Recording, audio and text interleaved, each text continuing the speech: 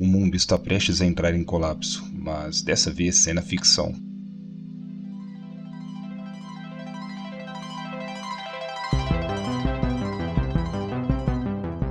Fala pessoal, aqui é o Faldo e estamos aqui com mais um vídeo. E hoje vamos desvendar uma comparação que faz a ponte entre a nostalgia dos anos 80 e o ápice dos RPGs de 16 bits.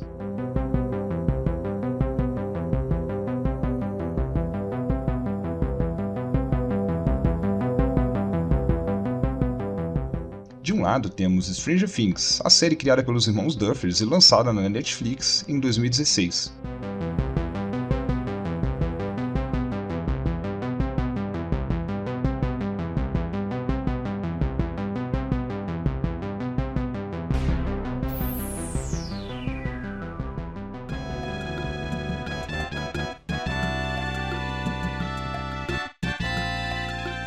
Do outro lado, Earthbound, o clássico RPG de Super Nintendo lançado no Japão em 1994, uma obra-prima do game designer Shigesato Itoi.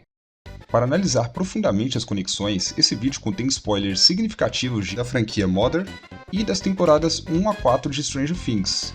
Então, se você ainda não assistiu ou jogou, pause agora e volte depois. Apenas para esclarecer e não deixá-los confusos, Earthbound foi o nome que o jogo recebeu em sua versão ocidental, enquanto Mother é o nome original da franquia no Japão. Então, basicamente, Earthbound e Mother se tratam do mesmo jogo.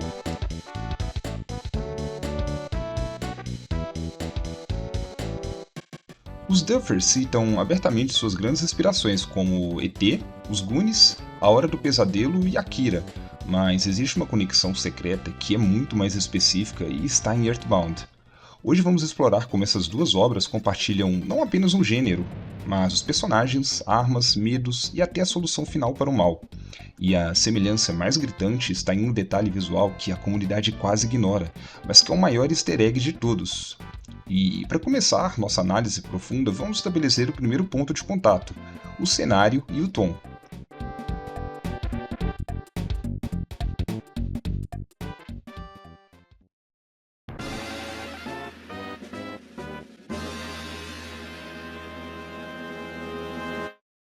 O primeiro ponto de contato é o local e o tempo. O mal nunca começa em Nova York ou em Tóquio, ele começa na pacata vizinhança suburbana, onde as coisas deveriam ser normais. Stranger Things se passa na década de 1980, na pacata Hawkins, Indiana, enquanto Earthbound se passa em uma versão idealizada dos Estados Unidos nos anos 90, começando na cidade de Onett. Em ambas as obras, a premissa é a mesma. Coisas estranhas começam a acontecer de repente. Um desaparecimento em Hawkins, uma luz estranha caindo em Onett. You said 99 out of 100. What about the other time? The one! The one! You guys hear that? That's not Will. Dr. Martin Brenner runs Hawkins' lab. This is CIA sanctioned.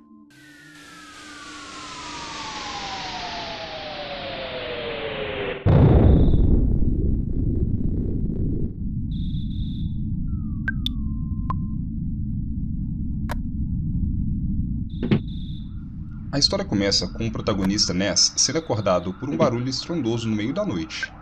Ele descobre que um meteoro caiu na montanha que fica acima de sua casa. Preocupada, sua mãe permite que ele vá investigar, mas apenas depois de se vestir. Ness então pega seu bastão rachado e, guiado pelo barulho sob a montanha, passando por vizinhos e por um bloqueio policial, que mais tarde se abre. Ao chegar no topo da montanha, ele encontra seu vizinho mal educado, o Pork, olhando o local da queda do meteoro. Ness então volta para casa e tenta dormir. No meio da noite, Ness é acordado novamente por Pork, que está desesperado. O seu irmão mais novo, o Pick, desapareceu. Ness e Pork saem de sua casa e retornam à montanha para procurar o Pick. Ao chegarem ao meteoro, Ness, Pork e Pick ouvem uma voz. A voz pertence a uma abelha verde falante. Esta é Zum Zum. Zum Zum se revela ser uma criatura que viajou 10 anos do futuro para alertar Ness. Ele explica que o universo está em perigo por causa de uma entidade maligna chamada Gaigas, e que, de acordo com uma antiga profecia, apenas 3 jovens garotos e uma garota têm o poder de derrotá-lo. Neste momento, Zunzun se junta ao time e a verdadeira jornada de Ness para salvar o mundo começa, quase imediatamente marcada por um encontro perigoso.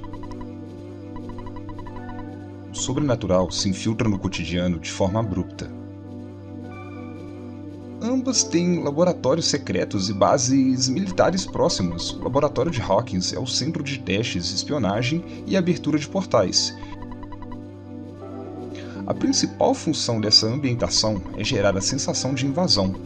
O inimigo está dentro de casa e o mundo aparentemente seguro está sendo corrompido.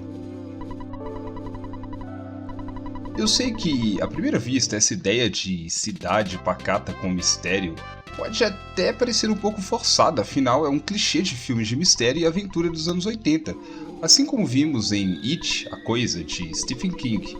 Mas é importante reforçar o seguinte: o intuito do vídeo é comparar as semelhanças e não provar que Stranger Things se inspirou totalmente em Earthbound. A série dos Duffers bebeu de inúmeras fontes, e é essa colagem de nostalgia que a torna um espetáculo que agrada tanto os jovens quanto os adultos que viveram nessa época. O que vamos ver agora na conexão entre os personagens é muito mais específica do que apenas a premissa de início.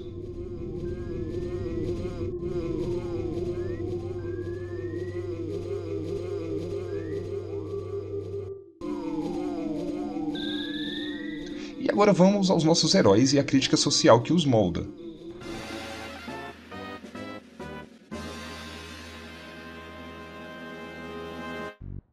O coração de ambas as histórias está em seu grupo de crianças, que assumem papéis muito bem definidos, quase como se tivessem vindo do mesmo manual de RPG. Primeiramente, vamos nos familiarizar com os personagens principais da franquia Mother. Em Earthbound, nós temos um grupo de crianças dispostos a salvarem o mundo e sua cidade Onett de uma ameaça alienígena. Ness, o líder, um garoto cheio de energia com poderes psíquicos que vamos chamar de Psy. Paula, garota com habilidades psíquicas de cura e de ataque, desempenha um papel de apoio vital.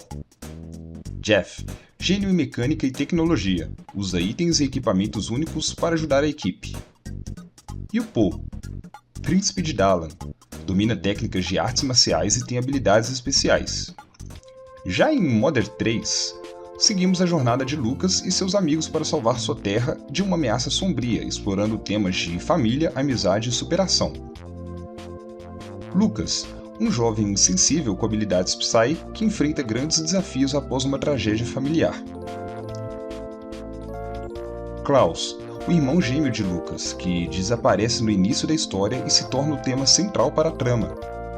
Flint, o pai de Lucas e de Klaus, que é o xerife da vila Tazmily, um homem forte e dedicado à sua família. Duster, um ladrão habilidoso com uma perna mecânica, que desempenha um papel crucial na aventura. E a Kumatora, uma garota com poderes Psy e habilidades de combate que também une-se à busca por Klaus. Esses arquétipos se espelham diretamente nos heróis de Hawkins. A força desses heróis surge da necessidade e a necessidade surge porque, na maioria das vezes, os adultos falham.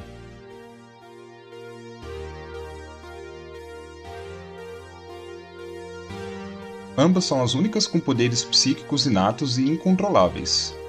Paula usa PK Fire e PK Thunder, e a 11 usa telecinese, mas a referência mais clara é visual. O famoso vestido rosa e a peruca loura curta que a 11 usa ao fugir do laboratório é a roupa exata de Paula. Para muitos fãs, esta é a prova irrefutável de que os irmãos Duffers fizeram uma homenagem direta e intencional a Earthbound. Além disso, Paula e 11 utilizam a telepatia para se comunicar com seus amigos em momentos cruciais da história.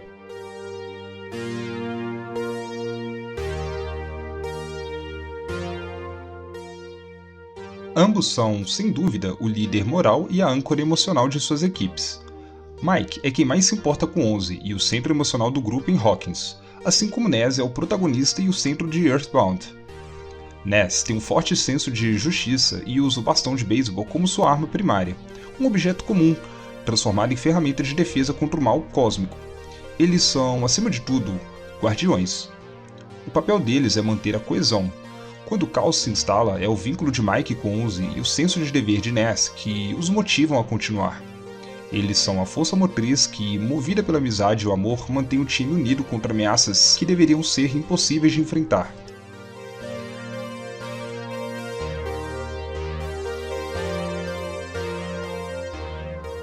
Dustin é o nosso cientista amador, um mestre do Dungeons & Dragons, que usa a lógica para resolver problemas.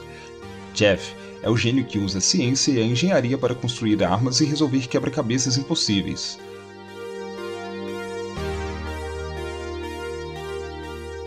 Ambos provam que inteligência é tão poderosa quanto poderes psíquicos na luta contra o mal.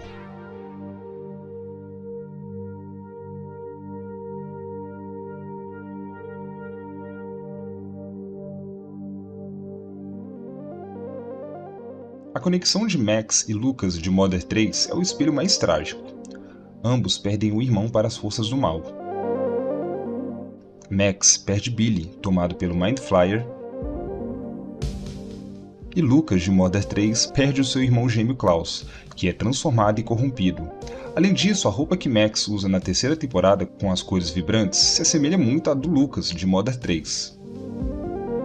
Além de que o Lucas de Stranger Things compartilha o mesmo nome de Lucas de Mother 3, e também utilizam o estilingue como arma, servindo como um personagem crucial de ambas as histórias.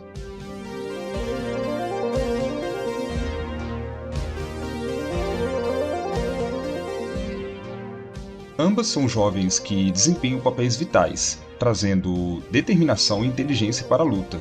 Nancy evolui de garota popular para caçadora implacável, e Kumatora já começa com poderes psíquicos latentes e uma atitude forte. Elas são a força feminina que equilibra o grupo. E além disso, eu posso estar até ficando doido, mas eu acho que o visual da Nancy na terceira temporada, em um dos episódios, é muito parecido com a roupa da Kumatora. E aí, o que vocês acham?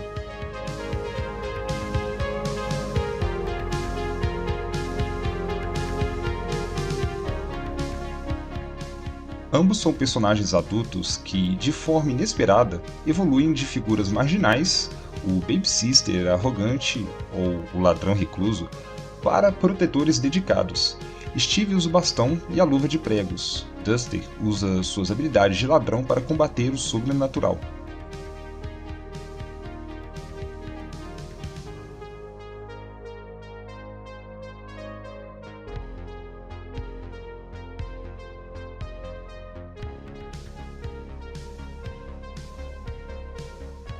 Um outro fato bem curioso que eu não pude deixar de notar é que o nome Duster lembra bastante o nome Dustin. E o que isso tem de comum? Além dos nomes ser bem parecidos, né? O personagem Duster em Mother 3 possui uma perna mecânica. Pois é, e o Dustin de Stranger Things possui uma condição genética rara que afeta o desenvolvimento dos ossos e dentes, que se chama displasia cleidocraniana. E essa semelhança que vai além do nome mostra o cuidado dos criadores em adicionar camadas de inclusão, apresentando heróis com condições incomuns que não os impedem de serem fundamentais para salvar o mundo. Ampliando o olhar sobre a inclusão, notamos mais semelhanças nos laços emocionais que transcendem o habitual.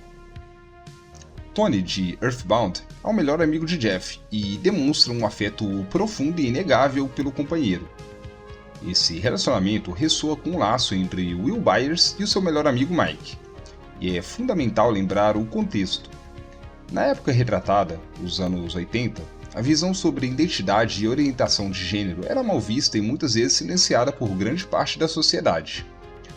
O afeto e o apoio entre eles é um ponto central, muitas vezes interpretada pela comunidade como uma camada sutil de representatividade, ecoando a visão de Shigesato Itoi de tocar nesses temas com naturalidade. A série também nos apresenta a Robin Buckley, uma personagem que quebra o arquétipo de garota popular e revela sua identidade. Isso nos lembra das Magípsias de Mother 3. Seres fantásticos que, embora não humanos e assexuados, funcionam como um poderoso símbolo de desconstrução de gênero e de aliados que aceitam a si mesmos. Os irmãos Duffer confirmaram em entrevistas a importância de incorporar essa diversidade de forma orgânica à história, seguindo a mesma filosofia de Itoi. O poder da amizade e da aceitação é a nossa maior força contra a escuridão.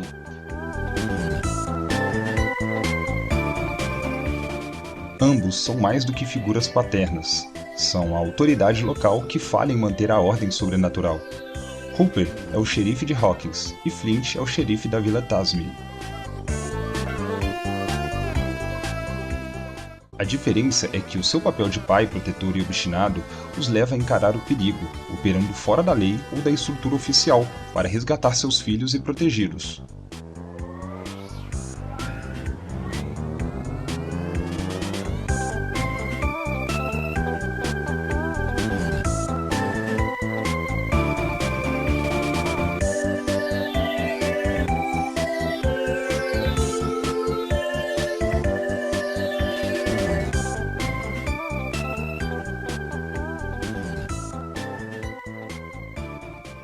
E aqui está o ponto final sobre os adultos. Joyce e o pai de Ness são essencialmente as únicas figuras adultas constantemente preocupadas com o que as crianças estão fazendo, usando o telefone como meio de manter um elo emocional inquebrável com seus filhos.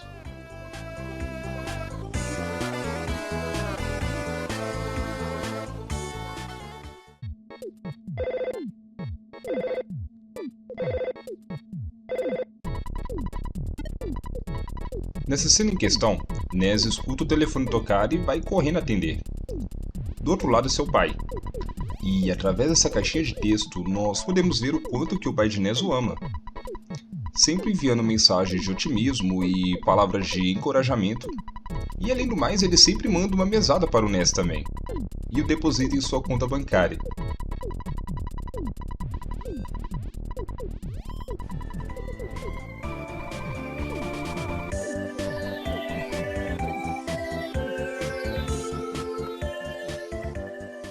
O desinteresse parental, como os pais de Mike e Nancy que só acordam para o perigo na 4ª temporada, forçam as crianças a enfrentarem o mal sozinhas.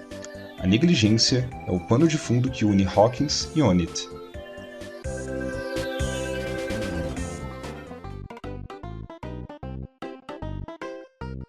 Além da vigilância dos pais, o que os conecta é a memória afetiva simples dos alimentos. Por exemplo, a 11 gosta muito dos Eggo Waffles.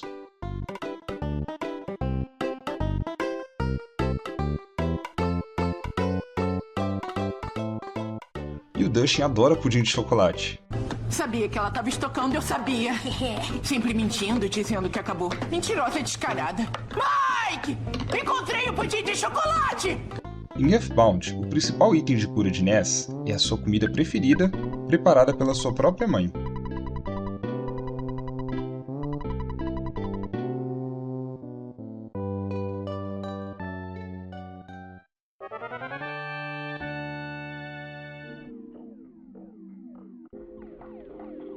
O ato de compartilhar um alimento, seja um waffle ou um item do inventário, é a materialização do vínculo de amizade que os mantém vivos. O carinho, a nutrição e o simples ato de dividir são a força contra o caos.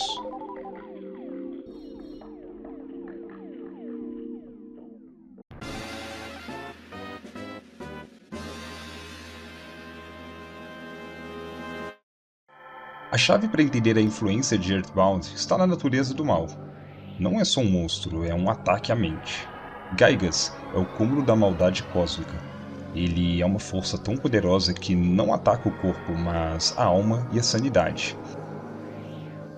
Isso é a definição de Vecna, que usa os traumas e medos das vítimas para caçá-las. A forma final de Gygas é tão bizarra que mal pode ser descrita.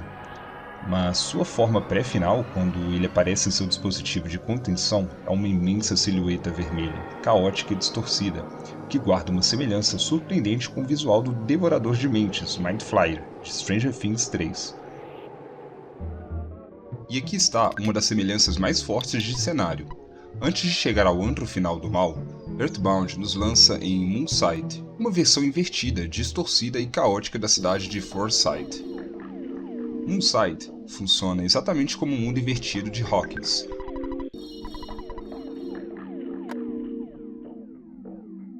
E algo que eu esqueci de me falar é que Earthbound se trata de um RPG de turnos, então fique agora com uma pequena gameplay de como é o sistema de batalha do jogo.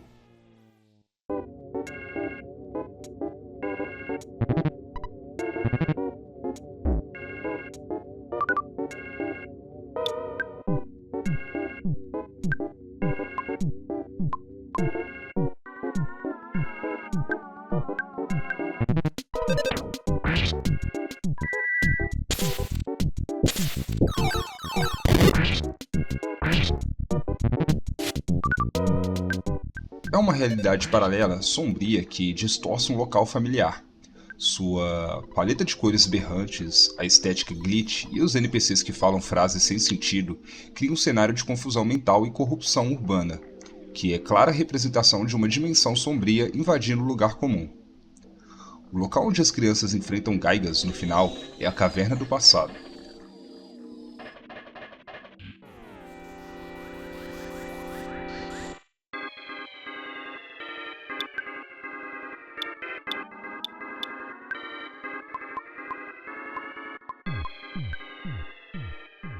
Uma dimensão sombria, cheia de cores distorcidas e paisagens caóticas. Esse lugar, mais ou menos como um portal final, é um ambiente final do mal de Hawkins.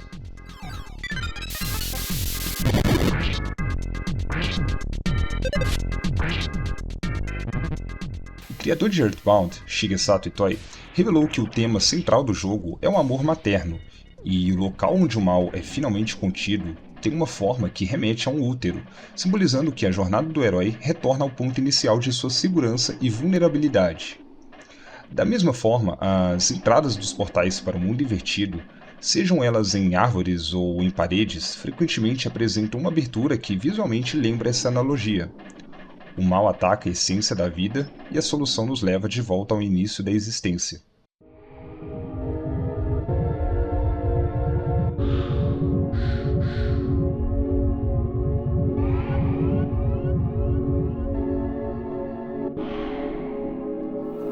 Em Mother 3, as crianças são perseguidas pelas quimeras, criaturas bizarramente combinadas, fruto de experimentos. Esse é o papel exato de Mind Flayer físico na terceira temporada de Stranger Things, uma criatura monstruosa feita de matéria biológica que persegue fisicamente as crianças.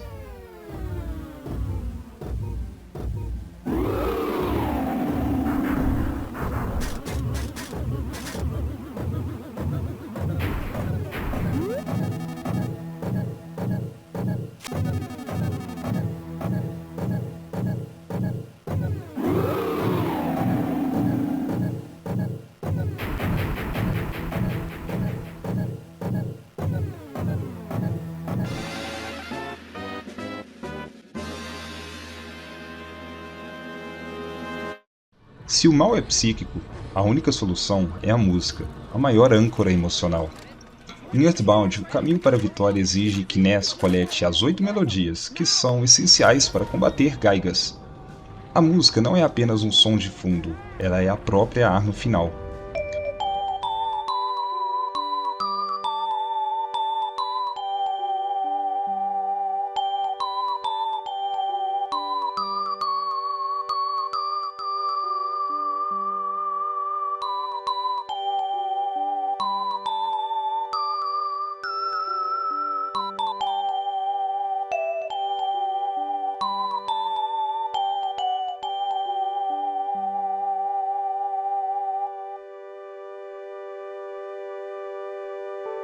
A influência é literal em Mother 3. O sistema de combate exige que o jogador ataque os inimigos no ritmo exato da música do jogo para desferir um ataque mais eficaz.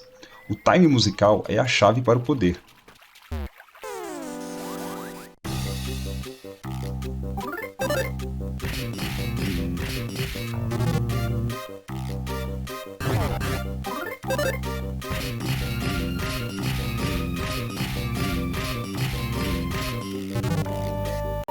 Em Stranger Things, a música tem um impacto direto sobre os poderes do mundo invertido e do Vecna. Vimos com Max que a música da Kate Bush a salva da possessão.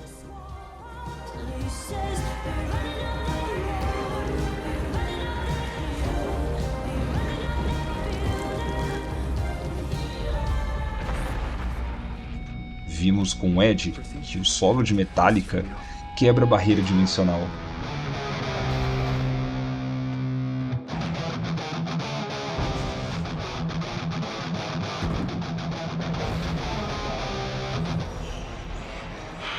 E até mesmo Dustin e Suzy usam a Never End Story para resolver códigos essenciais.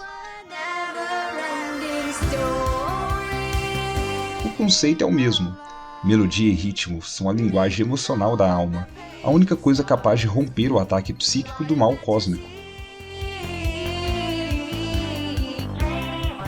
Se você chegou até aqui, viu a profundidade dessa comparação e a força das conexões, é porque somos apaixonados por esses universos. E eu gostaria que soubessem, pessoal, que trazer essa análise para vocês exige um esforço gigantesco. Este era um projeto que já estava nos papéis desde 2023 e só agora eu resolvi trazer para vocês, tá? E para realizá-lo, o roteiro, a edição, a pesquisa audiovisual, deu um trabalho imenso, pessoal, e fiz tudo sozinho. Então, se você valoriza, pessoal, esse tipo de conteúdo, tá? A sua ajuda é fundamental. Então, já deixei seu like se você curtiu. Não esqueça de deixar o comentário aí sobre qual conexão mais te impressionou. Compartilhe aí com quem vai assistir Stranger Things 5, né? A 5ª temporada aí com vocês na semana que vem. Deixe seu like, se inscreva caso não for inscrito. Não esqueça de checar as nossas outras playlists, os nossos cards aí e a descrição do vídeo, tá? Então, muito obrigado, agradeço imensamente pelo apoio, um forte abraço e até a próxima aventura dimensional. Fui!